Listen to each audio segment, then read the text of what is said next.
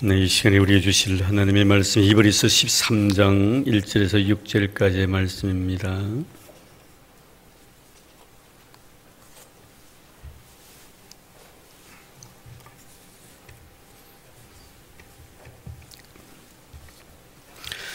히브리서 13장 1절에서 6절까지의 말씀, 우리 다 같이 한 마음으로 같이 봉독하겠습니다. 형제 사랑하기를 계속하고 손님 대접하기를 잊지 말라. 이로써 부지 중에 천사들을 대접한 이들이 있었느니라. 너희도 함께 갇힌 것 같이 갇힌 자를 생각하고 너희도 몸을 가졌은 즉 학대받는 자를 생각하라. 모든 사람은 결혼을 귀히 여기고 짐소를 더럽히지 않게 하라. 음행하는 자들과 간음하는 자들을 하나님이 심판하시리라. 돈을 사랑하지 말고 있는 바를 족한 줄로 알라. 그가 친히 말씀하시기를 내가 결코 너희를 버리지 아니하고 너희를 떠나지 아니하리라 하셨느니라. 그러므로 우리가 담대히 말하되 주는 나를 돕는 이시니 내가 무서워하지 아니하겠노라. 사람이 내게 어찌하리요 하노라. 아멘. 어느 학교에서 선생님이 애들을 앞에 두고 이런 질문을 했다지 않습니까? 사과가 5개가 있는데 그 중에 3개를 먹으면 몇 개가 남느냐고. 3개 먹고 나면 2개 남습니다. 그래서 애들이 다 2개 남는다고 했더니 이 맹구가 손을 들더니 2개 남는 것이 아니고 3개가 남는다는 거예요. 그래서 왜 니는 2개가 아니고 3개나? 우리 엄마가 그러는데 먹는 게 남는 기래요. 먹는 게 남는 게. 그래요. 먹는 게 남는 겁니다, 여러분. 오늘 말씀 잘 먹으시길 바랍니다. 안 먹으면 남는 거 하나도 없어요. 다른 사람 다 3개 먹는데 혼자 2개 먹고 하나 아까워서 나는 2개밖에 못 먹었다 하지 말고 먹는 게 남는 거니까 다 소화 잘 시키시고 은혜 받고 그것이 생활 속에 아름다운 열매가 되어서 주님 열매 보여달라고 하실 때 주렁주렁 맺힌 열매 보여드리고 다 상급되기를 바랍니다. 오늘 말씀을 통해서 우리가 가만히 보면 이 신앙이란 것이 무엇인가 하는 것을 자세히 설명을 해주고 있습니다. 신앙은 뭡니까, 여러분? 하나님과 나의 관계, 그리고 너와 나의 관계가 바로 신앙이죠. 이 신앙생활입니다. 그런데 참 신비로운 것은 하나님과 나의 관계도 신앙생활이고 너와 나의 관계도 신앙생활인데 하나님과 나의 관계는 보이지 않는 관계예요. 너와 나의 관계는 분명히 보이는데 하나님과 나의 관계는 보이지 않습니다. 그러면 하나님과 나의 관계가 보이지 않는 관계를 어떻게 볼 수 있습니까? 바로 그것은 너와 나의 관계를 통해서 하나님과 나의 관계를 볼 수가 있다는 거예요. 그래서 너와 나의 관계를 통해서 하나님과 나의 관계를 갖다 확증할 수가 있다는 거예요. 너와 나의 관계 속에 너를 사랑하는 것이 결국 하나님을 사랑하는 거예요. 하나님을 사랑하는 것이 너를 사랑하는 것이고, 그래서 하나님과 나의 관계와 나와 너의 관계는 뗄래야 뗄 수 없는 불가분리의 관계를 가지고 있습니다. 물어보면 참 저 사람 신앙생활 참 잘한다라고. 이런 분들은 바로 하나님과 나의 관계, 나와 너의 관계가 잘 조화롭게 이루어진 사람을 두고 하는 말입니다. 보이지 않는 하나님과 나의 관계는 아무도 모릅니다. 안 보이기 때문에 저 사람이 정말 하나님을 잘 믿고 있는지, 정말 하나님을 사랑하고 있는지 모릅니다. 그러나 그 모르는 것을 알게 하는 것이 바로 너와 나의 관계를 통해서 증명하는 것이죠. 그래서 오늘 말씀에도 그렇습니다. 히브리서 기자는 지금까지 쭉 설명해 왔습니다만 사실 히브리인으로서 크리스찬이 된 사람들, 그들을 위해서 쓴 성경 히브리서입니다. 율법주의에 심취되어 있던 사람들이 이제는 율법에 벗어나서 복음으로 돌아온 사람들, 근데 개중에 복음으로 돌아왔다가 다시 율법으로 되돌아가려고 하는 사람들이 있었단 말이에요. 그래서 히브리서 기자가 뭐라고 말합니까? 모세를 통해 주신 율법을 어긴 자도 하나님의 심판이 참 컸는데 복음을 저버리는 자에게 주어질 심판이 얼마나 큰가 알아야 된다. 예수를 갖다 짓밟은 사람, 예수를 갖다가 거부하는 사람에게 주어질 징벌이 얼마나 큰 줄 알아라. 이렇게 경고했던 것입니다. 자, 그리고 난 뒤에 이제 이렇게 예수 그리스도를 나의 구주로 고백하는 사람들에게 있어서 이제는 살아가는 삶의 원칙과 원리를 오늘 말씀에 하고 있죠. 계속해 13장은 그런 내용의 말씀입니다. 그 중에서 1절 말씀에 보면은 형제 사랑하기를 계속하라 이렇게 말씀을 하고 있는 형제 사랑 필라델피아지요. 이 형제 사랑을 계속하라는 거예요. 여기서 형제라는 것은 바로 우리가 피를 나눈 형제를 두고 하는 말이 아닙니다. 예수 안에서 만난 형제를 말합니다. 지금 여러분들 곁에 있는 분들을 두고 하는 말이에요. 그런데 이 형제의 사랑하기를 계속하라는 말씀은 뭐예요? 우리가 사랑을 계속해야 되겠는데 중간중간마다 이 브레이크가 걸린다는 거예요. 참 차를 몰고 탁 고속도로를 질주해야 되겠는데 순간순간마다 누가 내 앞을 탁 가로막는다 이 말이에요. 자, 가로막을 때는 어떻습니까, 여러분? 가자마 받아야 됩니까? 그럼 큰 사고 나죠, 그렇죠? 그럴 때는 어때요? 싹 피해야죠. 아니면 브레이크를 잠깐 밟든지. 그래서 자선병에 또 다시 질주를 하는 거예요. 좀 이렇게 하나님의 거룩한 은혜의 복음에 대한 이해를 잘 못하는 사람은 그저 무대뽀로 앞에 누가 막는데 그저 밀고 나가려고 합니다. 그러다 보면 나중에 어떻습니까? 그 복음이 상처를 입게 됩니다. 서로 상처를 받게 되는 것이죠. 여기서 형제를 사랑하라는 것은 예수 안에 만난 너와 나의 관계를 두고 하는 말인데 우리가 이것을 따라 가정으로 한번 생각해 보십시다.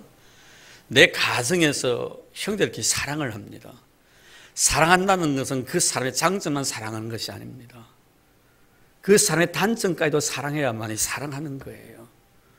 형제끼리 못났다고 사랑 안 합니까, 여러분? 병 들었다고 사랑 안 합니까? 병이 들어도 사랑하고 건강해도 사랑하고 못나도 사랑하고 잘나도 사랑하는 거예요. 이게 바로 이 사랑입니다. 계속해 나가라는 거예요. 너 참 건강한 줄 알았는데 나중에 보니까 병이 들 빌빌 하는 거예요. 싫다 말하면 안 된다는, 그렇게 해서는 그건 사랑이 아니라는 거예요. 니 좀 잘 나가는 것 같은데 나중에 어때요? 잘 나가던 사람이 잘 못 나갈 수도 있습니다. 잘 나갈 때는 사랑해 주었다가 잘 못 나가니까 버려라. 이거는 사랑을 계속하는 것이 아니란 말이에요.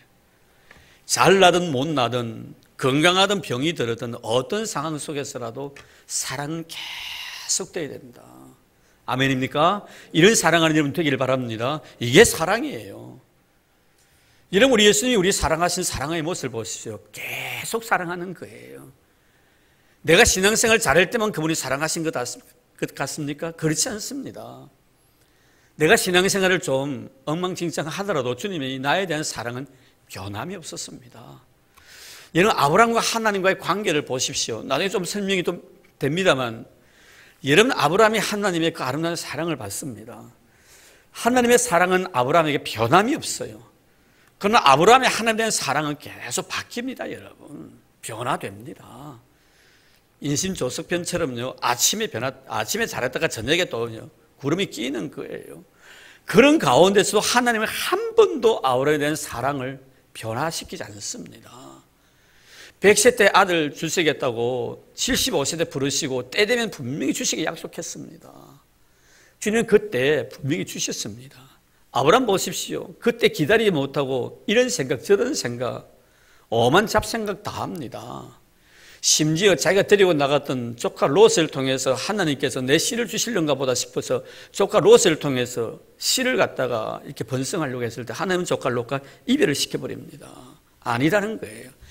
여러분, 하나님께서 아브라함에게 나타났을 때가 언제인 줄 아십니까? 계속 이 아브라함의 마음이 바뀌었을 때입니다. 그럴 때만 데리고 나가는 거예요. 저 하늘별을 바라고 저 바닷가의 모래를 바라고 네 후손은 이렇게 많아질 것이라고 마음이 바뀔 때마다 하나님 그게 확신을 지켜주셨어요. 때는 엘리에셀 자기 몸종을 통해서 그렇게 하려고도 시도했었습니다. 나중에는 하갈을 통해서 하지 않습니까? 그래도 하나님은 변하지 않는 거예요.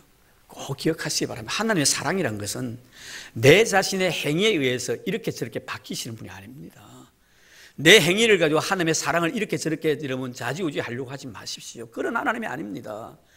나에 의해서 하나님이 조정되는 사람이 아니라 하나님에 의해서 내가 조정되는 존재라는 것을 꼭 기억하시길 바랍니다. 그래서 여러분, 하나님이 나에 대한 사랑도 마찬가지예요. 내 모습 그대로 사랑해 주는 거예요. 잘하면 잘하는 대로 사랑해 주고요, 못하면 못하는 대로 사랑해 주시는 거예요. 이게 바로 하나님의 사랑입니다. 저는 우리 교회 성도들이 그런 아름다운 사랑으로 무르익어가는 성수된 사랑을 하는 여러분 되기를 바랍니다. 상대방에 의해서 내 마음이 좌지우지 되어서는 안 된다는 거예요. 항상 나는 너가 어떻든지 간에 나는 너는 사랑할 거야. 그렇죠, 여러분? 우리는 사랑하기 위해서 부르심을 받은 자들이에요. 다른 것 없습니다, 여러분. 그래서 바울이 뭐라고 말합니까? 나에게 사랑이 없다면 나는 아무것도 아니다. 할렐루야. 사랑 없으면 아무것도 아니에요, 여러분. 내가 섬기는 것도 사랑 없으면 그 섬김이 아무 가치가 없습니다, 여러분. 내가 기도하는 것도 사랑이 없으면 그 기도 아무런 가치가 없어요. 정말 기도하는 그 심령 속에 너에 대한 사랑과 하나님에 대한 사랑이 있을 때 그 기도가 소중한 거예요. 섬김도 마찬가지입니다. 무슨 일을 하더라도 우리 예배 속에서도 마찬가지예요. 하나님 사랑하고 너를 대한 사랑이 내 마음속에 넘쳐야지 그 예배가 하나님 앞에 상달되는 거예요. 사랑이 없으면 아무것도 아닙니다, 여러분. 그 많은 은사들이 무슨 필요합니까, 여러분? 모든 은사들은 뭘 위해서? 사랑을 위해서. 사랑을 위해서 활용되어지게 하기 위해서 은사 주신 거예요. 사랑이 없는 은사들은 그 은사를 통해서 하나님의 영광을 가릴 뿐입니다. 오늘 보십시오. 하나님 사랑하고 너를 사랑하지 않고 자기 베풀리려고 은사 활용하는 사람들 다 이만희 저꼴 아닙니까, 여러분? 유병헌이 저꼴 아닙니까, 여러분? 잘 보십시오, 여러분. 하나님 사랑하는 마음 없어요. 집에 사랑하지, 집에 베풀리지, 여러분. 오늘 여러분 사랑하더라도 1절 말씀 형제 사랑하기를 계속해라. 부족함이 있어도 허물이 있어도 잘못이 있어도 죄를 지어도 사랑하는 이런 사랑하는 공동체가 우리 교회 되기를 주의 이름으로 축복합니다. 자, 그리고 난 뒤에 그 다음에 손님 대접하기를 잊지 말라. 이로써 부지중에 천사를 대접한 이들이 있었느니라. 이렇게 말씀하고 있습니다. 이게 손님 대접하라는 것은 바로 나그네예요. 1절에서 사랑을 하라. 형제 사랑이라는 것은 주 안에서 서로 알 수 있는 관계들이에요. 여기서 손님이라는 것은 나그네를 두고 하는 말입니다. 작은 일명씩도 없는 사람입니다. 한 번도 본 사람이 없습니다. 근데 이런 사람을 갖다가 어떻게 하라고요? 대접하기를 잊지 말라. 여기서 잊지 말라는 말씀은 뭐냐면 소홀히 여기지 말라 이런 뜻이에요. 그런 사람을 절대로 소홀히 여기서는 안 된다. 오늘 우리 한국적인 상황에서 이것을 하나 접목시켜 본다면 이런 우리가 보면 외국인 노동자들에 대한 우리의 마음가짐들이에요. 참 여러분 우리 한국 백성이 하나님 앞에 참 복을 받기 위해서는 그 복이란 것이 뭡니까? 많고 적음의 문제가 아니라 나에게 주신 아름다운 삶의 영역 자체가 빛이 나고 기름진 것을 말합니다. 많다고 해서 여러분 잘 사는 것 아니에요. 많아도요 잘못 사는 사람 천지입니다. 여러분 적어도 잘 살아야 돼요 우리가요. 그래서 성경 잠언서에 뭐라고 말합니까? 육선이 가득한 곳에서 다투는 것보다 여간 채소를 먹으면서 화목하는 것이 낫단 말이에요. 여러분 여간 채소를 먹으면서 화목하는 거 잘 사는 거예요 여러분. 그게 웰빙이에요. 여러분 개인소득 여러분 높아가고 뭐 GNP가 늘어난다 해가지고 잘 사는 것 아닙니다 여러분. 부유한 삶을 살아갈지는 모르지만 잘 사는 것은 아니에요. 우리가 하나님 앞에 잘 살기 위해서는 주님 주신 물질을 갖다 정말 하나님 축복된 물질이 되기 위해서 하나님 선한 도구로 쓰임받게 하기 위해서는요 외국인 노동자에서 우리 절대로 노동력 착취하면 안 됩니다 여러분. 임금 채굴 하면 안 됩니다 여러분. 그들이 나그네예요. 나그네예요. 우리 하나님께서 계속 율법을 통해서 우리에게 주신 메시지가 뭡니까? 너희들을 과거에 나그네 되었다. 나그네로 살았지 않느냐. 여러분 우리 과거 한번 생각해 보십시오. 참 못 살았습니다 여러분. 지금 여러분 우리나라에 와가지고 노동하는 사람은 참 못 사는 나라에서 온 사람들이에요. 그 일당도 충분히 주지 않고 나중에 임금도 체불시키고요 주지 않습니다. 산재도 안 돼가지고 와가지고요 병신 다 돼가지고 그래도 고쳐줄 생각도 안 하고요. 여러분 이 기업주들이 이래 되겠단 말이에요. 이래가지고 이런 의식을 가지고 절대로 하나님 앞에 축복 못 받습니다 여러분. 나그네를 절대로 소홀히 여기지 말라는. 왜 소홀히 여기서는 안 되는가? 그 다음 말씀은 뭐랬어요? 부지 중에 천사들을 대접한 이들이 있었는데 이 말씀은 창세기 18장 말씀을 근거해서 하신 말씀이에요. 이런 창세기 18장 말씀을 보면 아브라함이 부지 중에 천사를 대접하는데 원래 그 아브라함의 가정에 찾아왔을 때 하나님께서 사람의 모습으로 아브라함의 집을 찾습니다. 그런데 참 놀라운 것은 이 아브라함이 참 하나님 바라보실 때 축복 받을 수 있는 그릇을 준비한 사람이에요. 그래서 하나님의 선택 기준을 가만히 보면 우리가 볼 때는 뭐 아무나 선택하는 것 같지만 가만히 보면 그런 것 같지 않아요. 하나님 앞에 정말 쓰임을 받을 수 있는 사람들을 보면요 그릇이 준비되어 있었어요. 그래서 여러분 가만히 보면 저는 여러분들이 우리 성도들이 다 그런 그릇이 되기를 바라고 여러분 후손들이 그런 그릇이 되기를 기도 많이 하십시오. 여러분 우리가 보면은 백부장 그 고넬료 같은 경우 보면 참 그 복받을 그릇을 준비한 사람이거든요. 바나바 같은 사람도 정말 복받을 그릇을 준비한 사람이거든요. 그런 착한 사람이요 성령과 지혜가 충만한 사람이다. 참 마음이 착함으로 가득 차 있는 악함이 없습니다, 여러분. 하나님이 복을 주시고자 원하시는 사람은 온유한 사람이에요. 마음이 온유한 자가 복이 있나니 저희가 땅을 기업으로 차지할 것이요. 누구에게 여러분 하나님께서 맡기시겠어요? 정말 복받을 그릇, 정말 이런 아름다운 믿음의 그릇을 준비한 자에게 주님 복을 주실 것이고 그 복을 주셔야만이 하늘의 영광을 쓰는 거예요.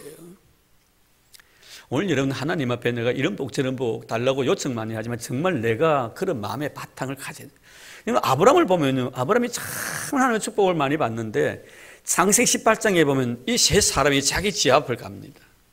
상수리 나무에. 근데 이 아브라함이 그 상수리 나무 밑으로 지나가는 세 사람을 보고요, 장막에 있다가 막 달려나갑니다. 여러분, 달려나간다는 것은 뭘 말하는 거예요? 권위적이지 않습니다, 여러분. 아브라함 그 당시 많은 종들을 거느리고 있었는데 권위적이지 않습니다. 막 뛰쳐나가는 거예요. 여러분, 누가 우리 가정에 오는 것을 봤을 때 이런 어떻습니까? 올 때까지 다 앉아가지고 기다리는 것이 아니라 문을 활짝 열고 가서 어서 오시라고 바로 이런 마음이에요. 정말 여러분 얼마나 아름다운 마음의 자세를 갖습니까? 그리고 그 다음 말씀 보면 허리를 굽힙니다. 허리를 굽혔다는 거예요. 아주 겸손한 마음이죠. 아이고 잘 오셨습니다. 오십시오. 얼마나 목마르십니까? 얼마나 배고프십니까? 우리 집에 와서 목을 좀 축이시고 가시라고 마음을 서늘하게 하시고 나신 뒤에 상대방의 기분을 굉장히 기쁘게 해줍니다. 절대로 여러분 누구를 초대해 놓고요 그 사람요 얼굴 찡그리게 하면 안 됩니다. 식사 한 끼 대접해주고 난 뒤에 오만 잡소리 다 하고요, 내가 이 집에 괜히 왔다, 내가 이 한 그릇 얻어물려고 여기까지 와가지고 이런 소리 듣고 하나, 이런 여러분 다시 내가 이 집에 오는가 보라, 그런 마음 가지면 안 됩니다. 오래됐습니다만, 목회는 오래됐습니다. 그때는 그런 분 한 분 딱 내 이 평생 동안 목회하면서 딱 한 사람 그런 사람 만났어요. 딱 한 사람 만났어요. 여러분 그분 집에 가면요 맛있어요. 얼마나 음식을 잘. 그런데 밥 한 그릇 딱 먹긴다고 하면요, 어찌 그래 불평불만을 많이 하는지, 남에 대한 허점을 자꾸 이야기하고, 이 가시방석 같이 앉아 있는데 이 소리 하려고 내 불렀나 싶어요. 그래서 제 마음속에 빨리 일어날 수 있는 어떤 빌미를 내가 좀 잡아야 되겠는데 이 생각밖에 안 나는 거예요. 여러분, 우리 예수님께서 마리아와 마르다 집을 참 자주 가셨습니다. 왜 자주 가셨을까요, 여러분? 물론 불쌍한 것도 있었지만 불쌍하다고 매일 자주 갑니까, 여러분? 불쌍한 가정은 매일 가가지고 찡찡거리고요 울고 짜고 하면 가고 싶겠어요? 왜 주님께서 자주 가십니까, 여러분? 편안하기 때문에 그런 거예요. 대접받고 편안한 거예요, 여러분. 그런 대접하기를 바랍니다. 오셔서 당신의 마음을 시원케 하고 가라고. 바로 이게 여러분 아브라함의 마음의 자세예요. 그런데 나중에 알고 보니까 그 중에 누가 계셨어요? 누가 계셨어요? 우리 하나님이 천사의 모습으로 나타난 것 같아요. 창세기 18장 보십시오, 여러분. 그러면서 축복해 주잖아요. 무슨 축복해 주셨어요? 너는 이맘때 네 아내에게 아들이 있으리라. 할렐루야. 나는 그냥 사람 대접했는데 그 사람이 나중에 천사가 되고 하나님의 심부름꾼이 있고 있는 거예요. 그러니까 나중에요, 이 사라가 장막 뒤에서 듣고요, 씩 웃습니다. 아이고, 내가 이미 끝났는데, 나는 어떤 생산 능력이 없는데 하고 씩 웃습니다. 이 왜 웃냐? 안 웃었는데요. 하나님께서는 못하실 일이 없어서는 전능하신 하나님이시다. 여기서 여러분, 하나님이 당신 자신을 아브라함에게 계시합니다. 전능하신 하나님, 엘샤다의 하나님. 여러분 놀랍지 않습니까? 하나님이 못하실 일이 어디 있냔 말이에요. 엘샤다의 하나님, 전능하신 하나님을 그에게 소개시켜 주는 거예요. 참 여러분, 우리가 정말 대접을 할 때 이렇게 대접을 해야 돼요. 어차피 대접해 주는데 얼마나 여러분 이분들이 기분이 좋았겠단 말이에요. 영성한 대접을 받았습니다. 나중에 뭐라고 말합니까? 내가 가 있는 비밀을 내가 아브라함에게 숨기겠네. 비밀까지 이야기해 주는 거예요. 하나님이 가지고 계신 비밀스러운 문제까지도 아브라함에게 이야기합니다. 그 비밀이 뭐예요, 여러분? 소돔과 고모라에 대한 비밀이에요. 결국엔 여러분 롯의 가정을 구원하지 않습니까? 참 놀랍습니다, 여러분. 오늘 말씀 보십시오. 손님 대접하기를 잊지 말라. 소홀히 여기지 말라. 누가 여러분의 가정에 주의 이름으로 오는 사람이 있으면 잘 대접하십시오. 그리고 그분이 다음에 와서 또 대접받고 싶어하는 그런 마음의 충동을 느낄 수 있도록 대접하시기 바랍니다. 하나님께 그들을 통해서 복을 주시는, 이렇게 말씀하고. 자, 그리고 난 뒤에 그 다음 말씀으로 합니까? 너희도 함께 갇힌 것까지 갇힌 자를 생각하고, 또 뿐만 아니라 너희도 몸을 가졌은즉 학대받는 자를 생각하라. 이 말씀은 우리 성도들이 살아가면서 지체의식을 가지라는 거예요. 지체의식. 내가 아프면 너도 아프다고 생각하라는 거예요. 당시 여러분 초대교회는 어땠습니까? 굉장히 핍박받는 교회와 환난당하는 성도들이 많았습니다. 예수를 믿는 하나의 이유 때문에. 그래서 원형극장에 가가지고 여러분 그 사자에게 찢기가지고 마지막 죽는 그런 모습들이 많이, 환난을 당하고 어려움을 당하는, 핍박을 당하는, 고통을 당하는. 그래서 여기서 뭐라고? 어려움을 당하는 믿음의 형제들을 생각하라고 이렇게 말씀을 하고 있습니다. 형제 아픔을 같이 나눌 수 있는 이런 지체의식을 가지는 그런 자가 되야 된다. 사실 사도 바울은 이런 지체에 대해서 굉장히 그 서신에서 많이 기록하고 있습니다. 특별히 에베소서 같은 경우는 교회론에 대한 이야기거든요. 에베소서는 바로 교회론입니다. 이 교회론에서 또 고린도전서에 보면 12장 같은 경우는 이 지체에 대한 내용들이 많이 기록이 되어 있습니다. 우리는 다 주님의 지체라는 거예요. 지체이기 때문에 한 지체가 영광을 받으면 모든 지체가 영광을 받고, 한 지체가 고통을 당하면 모든 지체가 아프다는 거예요. 이런 지체의식을 가질 때 너의 아픔이 나의 아픔처럼, 너의 기쁨이 나의 기쁨처럼 되어져야 됩니다. 네 아픔과 내 자신의 아픔과는 전혀 관련이 없는 걸 생각하면 안 됩니다, 여러분. 내일 바쁜데 네 일까지 내가 신경 써? 아닙니다, 여러분. 내일 바쁘지만 너희에게 어려움이 있으면 너의 어려움에 같이 참여해 주는 것이 바로, 이것이 바로 성도의 삶이라는 거예요. 오늘 교회가 무엇을 하는 것입니까? 성도들끼리 그 아픈 상처를 같이 보듬어주고 같이 눈물 흘려주는 이런 사랑의 공동체가 되라는. 저는 우리 교회가 그런 의미에서는 참 모범적인 교회이기 때문에 너무너무 감사드려요. 나는 얼마나 좋은지 몰라요. 요새 참 행복해요. 오늘도 식사를 하고 1층에 그 휴게실에 앉아 있는데, 우리 예영부에서 김밥 했다고, 신호등 김밥이랍니까? 신호등 김밥이라고 봉다리에 김밥 5개인가 4개인가 뭉쳐가 이쑤시개 같은 거 긴 거 있대. 그걸 푹 찔러가지고 가져와십니다. 그 들어보니까 별로 맛있어 보이질 않습니다. 안에 들어간 것이 아무것도 없어. 그런데 애들이 만든 거예요. 제 방에 가면요, 우리 제 목양실에 가면요, 자꾸만 대나무를 가지고 이 연필통을 하나 만들어 놨어요. 이런 그 연필통에 겉에 뭐라고 쓴 줄 아세요? 우리 목사님 짱이에요. 우리 목사님은 제 롤 모델이에요. 이런 내용을 꽉 써놨어요. 그래서 그때 스승의 날일 땐가 그때 가져온 거예요. 저는 그거 보면서 얼마나 행복한지 몰라요. 너무너무 행복한 거예요. 이 애들의 이 아름다운 마음이 제 마음 같고, 제 마음이 애들 마음. 오늘 김밥을 가져왔는데 겉으로 바라볼 때는 그렇게 맛이 없는 건데, 그래서 제가 하나 탁 빼먹었어요.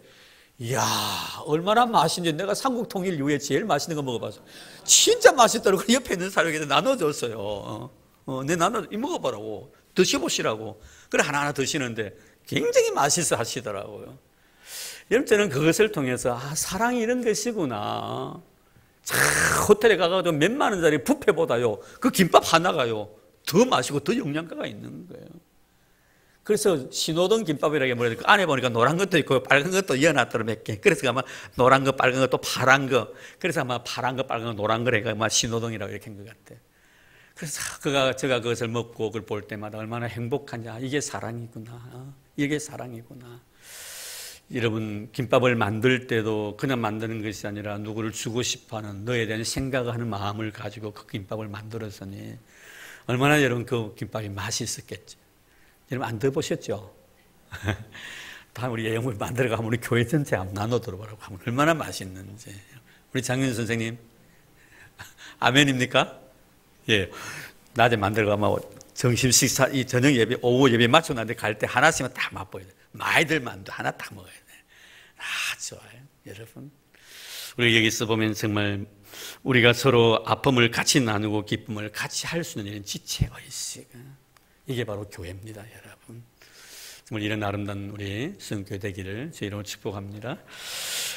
그리고 난 뒤에 우리가 여기 보면은 정말 그 교회에서의 그 아름다운 모습이라는 것이 여러 가지 측면에 나타나지만, 특별히 우리가 그 사도행전 그 12장에 보면요, 참 그 교회가 아마 이래야 된다는 느낌을 가질 수 있는 그런 귀한 하나의 사건인데, 이 베드로가 감옥에 들어가게 돼요. 감옥에 들어가야 되는데, 이 헤롯은 원래 정치인이거든.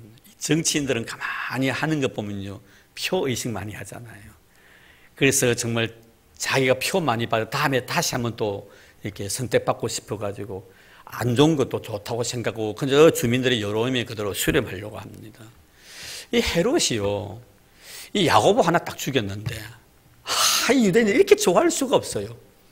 사람들이 좋아하면 이 정치하기 참 편합니다, 여러분. 문제는 반대하기 때문에 힘든 거지. 좋아하면 얼마나 쉬워요. 요새 뭐 우리 한국 그 뭐 청와대가 상당히 복잡하잖아요. 그 뭡니까? 그 원내 대표입니까? 뭐 그분이 뭐 지금 뭐 박근혜 대통령에서 좀 이렇게 좋지 못하는 생각을 가지고 있대가지고 지금 뭐 사퇴를 하라는데, 이건 그래요. 그 대통령이 하려고 하는 거 잘 밀어주면 얼마나 대통령이 신바람이 나겠어요. 근데 브레이크를 탁탁 거니까요, 얼마나 힘들겠어요. 그래서 막 그냥 사표를 니하고 같이 내 일 못하겠다고 지금 야단을 떨고 있는데, 뭐 어떻게 될지 모르겠습니다만, 이 정치인이 그렇거든요. 일하기 좋은 분위기만 만들어놓으면 얼마든지 신바람 나는 거예요. 여러분, 그런데 이 야고보 하나 딱 죽였는데 그렇게 유대인들이 좋아하는 거예요. 그러니까 이 헤롯이 딱 무슨 지혜가 딱 들어, 야, 이 야고보 하나 죽였다, 이렇게 내가 쉽게 정치할 수 있는 것을 이렇게 내가 어렵게 했구나. 야, 이 참에 내가 그냥 수제다 베드로에서 뭐 하나 딱 날려보면 나는 그저 날개 단 거 아니냐 생각하는 거예요. 그걸 베드로 잡아들인 거예요, 죽이려고. 야, 그런데 여러분 보십시오. 이 소식을 접했던 교회가 뭐 했어요? 기도하는 거예요. 기도하는 거예요. 이게 바로 지체의식이에요.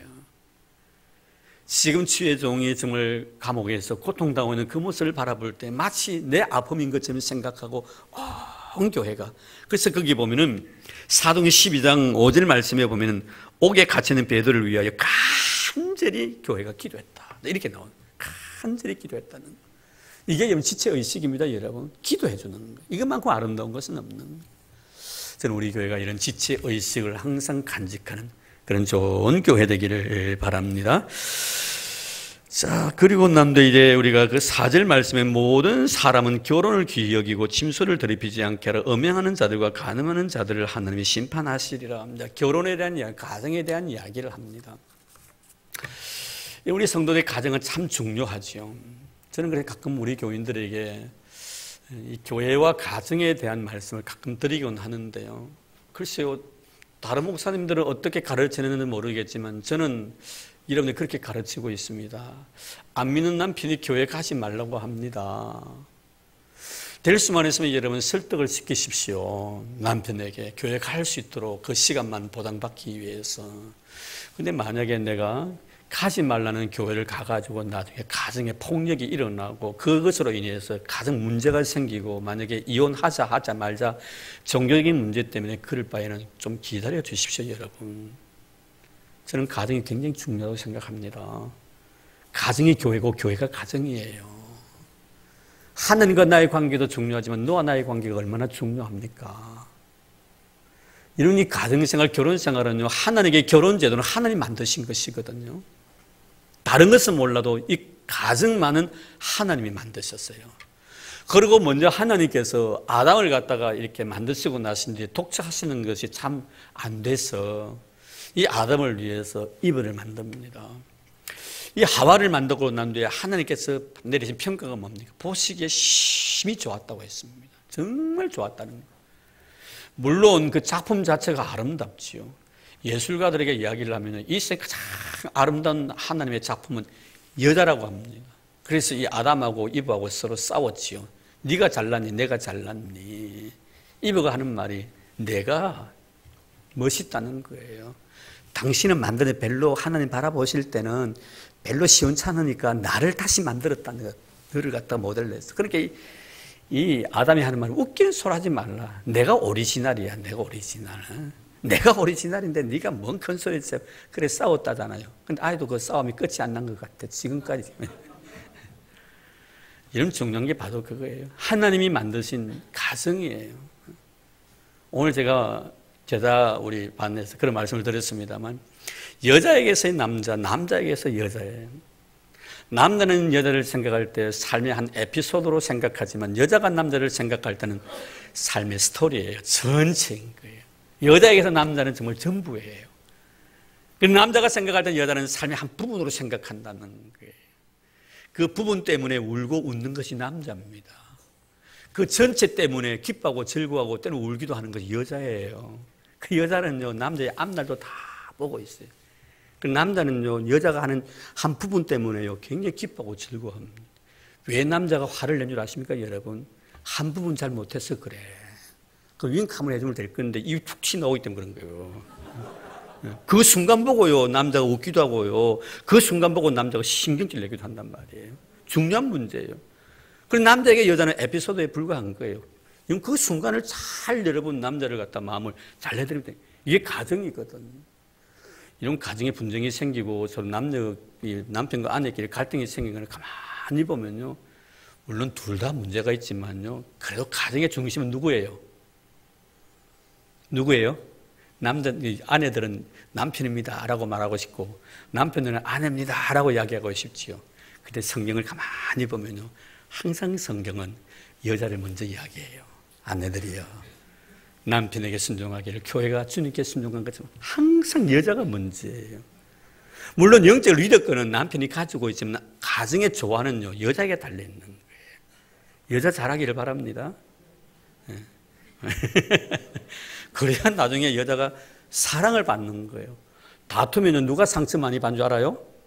누가 많이 받아요? 신민아 권사님, 남편하고 싸워보셨죠? 예, 우리 교인들이 솔직해요. 다 해서. 예. 남편이 싸울 때 누가 상처 많이 받았어요? 예? 아, 그래요. 저요, 그럼 그게 성경적이에요. 베드로서에 보면요, 남편과 아내가 싸우면요, 여자가 더 약한 그릇이요. 같은 그릇이지만 부딪히면요, 여자가 상처를 많이 받습니다. 그런 남자들은 여자를 잘해드려야 됩니다. 이게 가정의 여러분 순리거든요. 하나님이 가정을 얼마나 사랑해 주셨는데, 그래서 한 남자와 한 여자가 만나서 아름다운 가정을 이룬. 그런데 오늘날 문제는 뭐예요? 이 가정이 붕괴되어 가고 있다는 문제이거든요. 이런 결혼에 대한 소중함을 알지 못하고 있다는 거예요. 가정 깨어지면 다음에 또 가정 만들면 되지. 이런 바로 이거예요. 가정에 대한 소중함을 우리가 알지 못하기 때문에 지금 이 말씀을 하시는 거예요. 오늘 여러분, 이 가정에 대한 소중함이 얼마나 중요합니까? 사회적인 문제, 여러분 애들이 가지고 있는 문제, 어디도 제 사택에서 나오는데요, 조만 애 둘이서요, 그 밑에 우리 그 계단인데 담배를 피우고 있어요. 애들이, 젊은 애들이. 그 내가, 기도 안 차요. 기가 차다 해야 되나? 말이 좀 이상해. 기가 차가지고 제가 그 애들한테, 야, 너 학생 아니, 대학생인데요. 또 앉아고 일어나도 안 하고 담배를 푹. 기도 좀 한 애가 대학생이래요. 대학생이래요. 제가 볼 때는 한 고등학교 1, 2학년 보여요. 그 앞에, 우리 사택 앞에 계단에 앉아서 담배를 피우고 있어요. 참 나오면서 마음이 그런 생각이 듭니다. 과연 저 아버님이, 가정이, 아버님이 담배 골초가 아니었겠는가 하는 그런 생각, 그런 생각이 들더라고요. 이런 어찌 보면은 정말 우리 가정이 붕괴되어 있기 때문에 애들이 갈 곳이 없는 거죠. 그래서 이리저리 배회를 합니다. 오늘 여러분, 이 가정의 붕괴가 지금 좀 심각하게 우리가 기도해야 되겠지만, 이 동성애에 대한 합법의 문제거든요. 여러분, 어제 여러분 한번 뉴스 보셨을 거예요. 미국에서 대법원에서요, 동성 결혼을 갖다 이제 합법화 시켜버렸습니다. 그래서 백악관에 이상 야릇한 불길까지 다 비추고요. 심지어 오바마라는 이 대통령, 오바마입니까? 이 사람이요, 동성애 이 결혼에 대해서 그 주동했던 사람에게 축하 전화까지 하고요. 세상에 여러분, 그러고 난 뒤에 나중에 어떡합니까? 이번에 총기 사고로 인해서 돌아가신 그 목사님 장례식장에 또 참여가 또 찬송도 부르고, 나 그거 보면서 여러분, 동성애 자체를 갖다가 여러분 허용한다는 것은 하나님의 질서, 창조 질서를 위배하는 겁니다. 그분이 가가지고 또 찬송을 불러 입에서 나 그거 보면서 이 사람이 과연 뭘 의미하는가를 제가 생각을 해봤습니다. 그 시애틀에 있는 그 스타벅스 커피점 아시죠? 유명한. 이 커피점에 그 하워드 그 슐츠라는 그 CEO가 있습니다. 이 스타벅스 이 하워드 슐츠라는 사람이 바로 동성애를 갖다가 부추기는 사람이에요. 엄청난 돈을 들여가지고 자기 커피 선전을 하면서도 동성애에 대한 동영상을 만들어가지고 되게 선전하는 사람입니다. 글쎄요, 이거 여러분 스타벅스에 나오는 커피 우리가 사 먹어야 되는지 제가 사 먹으라 사 먹지 말라는 말씀을 안 드리겠어요. 여러분 현실이 이렇습니다. 지금 우리나라에도 여러분 보십시오. 동성애들이요 시위를 하고요 자기들요 합법적으로 인정해달라고 난리를 떱니다. 자, 그런데 여러분 이것에 대해서 로마서 1장에 보면요 사도 바울이 이것이 바로 이런 정세 자체를 갖다가 우리에게 말씀해 주는데 그게 바로 로마서 1장 한번 보실까요? 여러분 참 심각한 그런 문제입니다. 로마서 1장 한번 보십시다. 자, 로마서 1장 26절에서 28절까지 한번 우리가 읽어보도록 하겠습니다.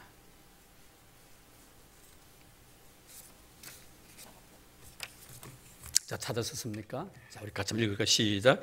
이 때문에 하나님께 그들을 부끄러운 욕심에 내버려 두셨으니 곧 그들의 여자들도 순리대로 쓸 것을 바꾸어 영리로 쓰며 그와 같이 남자들도 순리대로 여자 쓰기를 버리고 서로 향하여 음욕이 부릴 듯하며 남자가 남자와 더불어 부끄러운 일을 행하여 그들의 그릇 때문에 상당한 보응을 그들이 자신이 받았느니라. 또한 그들이 마음에 하나님 두기를 싫어하며 하나님께서 그들을 그 상실한 마음대로 내버려 두사 합당하지 못한 일을 하게 하셨으니. 자, 여러분 남자가 남자, 여자가 여자, 이 레즈비언들, 호모족들 이런 것에 대해서 이런 정서는 하나님께로부터 버림을 당한 자들의 모습이라고 말씀합니다.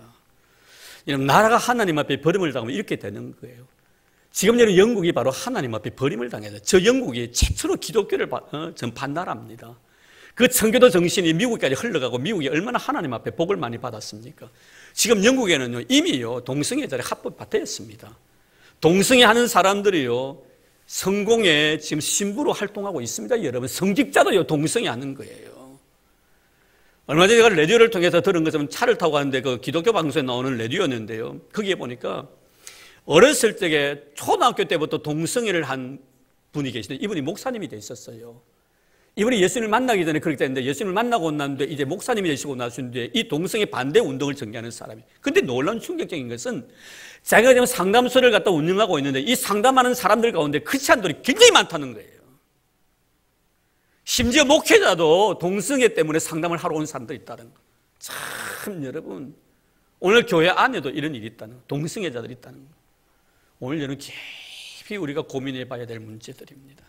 하나님께서는 가정을 얼마나 소중히 여기셨는데 이 가정을 갖다가 우리가 이런 성적인 타락으로 몰락시켜서는 안 돼요. 끝까지 우리는 가정을 지켜나가요.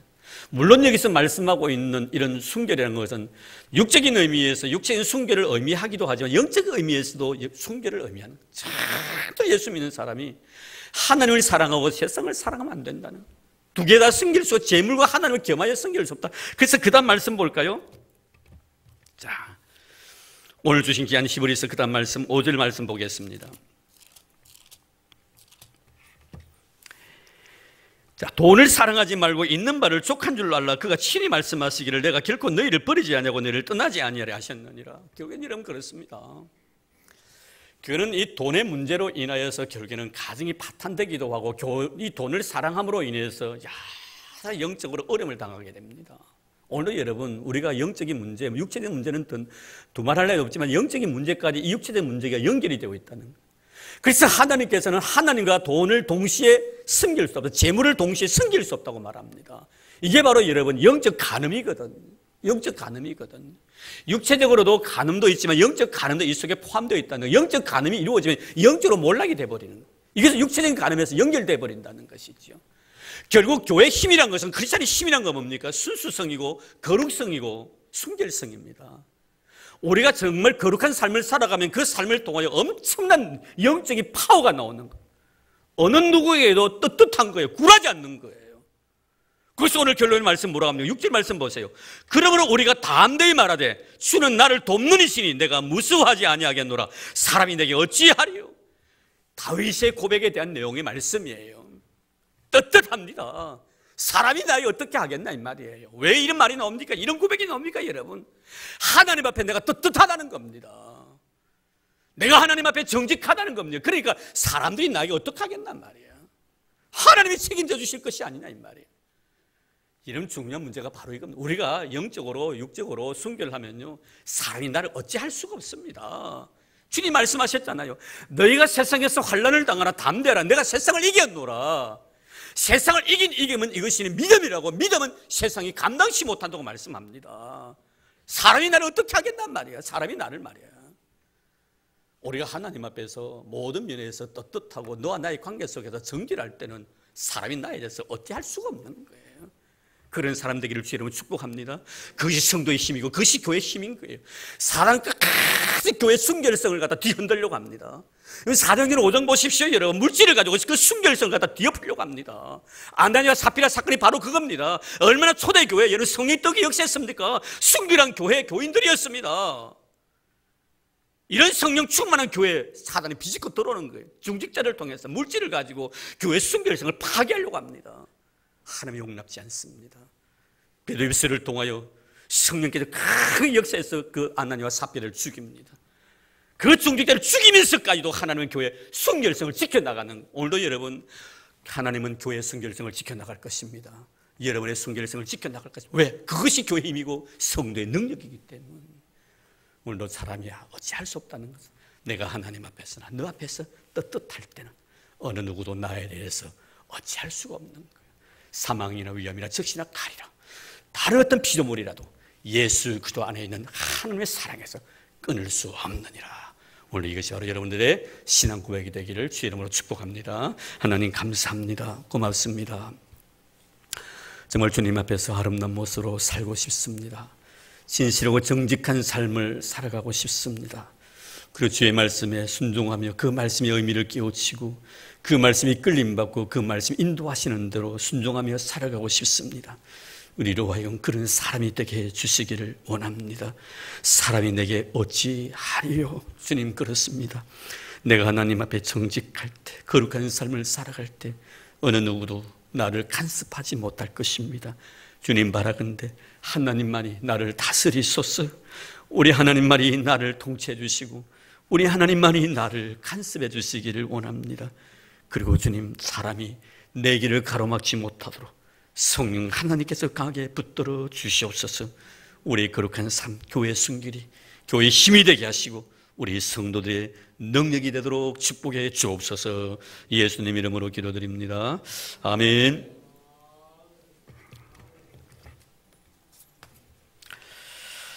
네, 우리 에스더 여돈도의 특별 찬송